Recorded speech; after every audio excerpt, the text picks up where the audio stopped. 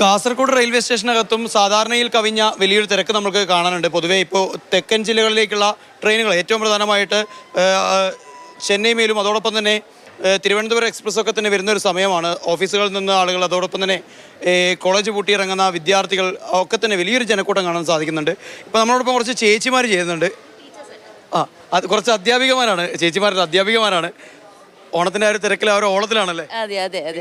ഇത്തവണത്തെ ഓണം മൂട് നല്ല അടിപൊളിയാണ്. നമ്മൾ കൊണ്ടാടിയിട്ട് വരിക സ്കൂളിൽ നിന്ന്. ഇപ്പം വീട്ടിലാഘോഷത്തിലേക്കാണ്. അതെ അതെ അതെ. തയ്യാറെടുപ്പ് പിന്നെ അവിടെ പോയി നോക്കണം. അപ്പം വീട്ടിൽ പോയിട്ട് അല്ലേ എപ്പോഴും ഇവിടെ തിരക്ക് തന്നെ. ഏത് സമയത്തും വലിയ തിരക്കാണ്,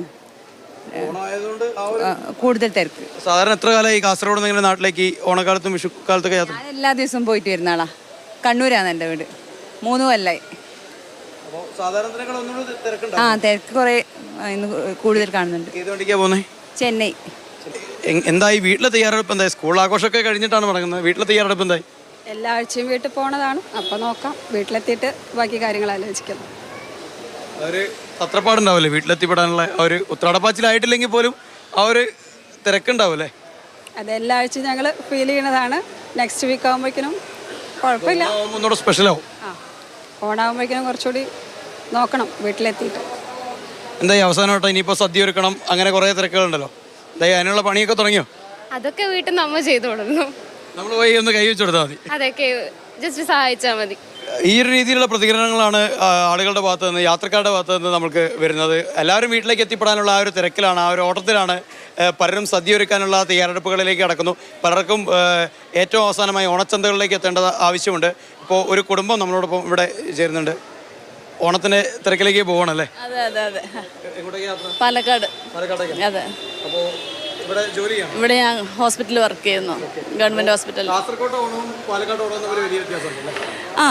ഏകദേശം ഉണ്ട്. പാലക്കാട് എന്ന് പറയുമ്പോൾ പഴയ അതുണ്ടല്ലോ. അപ്പോൾ മക്കൾക്കൊക്കെ പറഞ്ഞു കൊടുത്തിട്ടുണ്ടോ? ഉണ്ട് ഉണ്ട് ഉണ്ട് ഉണ്ട്.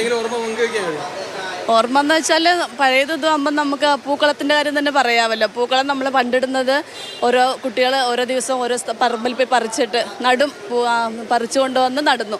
ഇപ്പോൾ നമ്മളെല്ലാം റെഡിമെയ്ഡ് വാങ്ങിക്കുന്നു. അതിൻ്റെ ഒരു വ്യത്യാസങ്ങളും കുറേ വ്യത്യാസങ്ങളുണ്ട്. പാലക്കാടൻ സദ്യക്ക് എന്തെങ്കിലും പ്രത്യേകത ഉണ്ടോ ഓണക്കാലത്ത്? സദ്യ ഏകദേശം എല്ലാം ഒരുപോലെ തന്നെയാണെന്ന് ഇപ്പോൾ തോന്നുന്നതാണ്.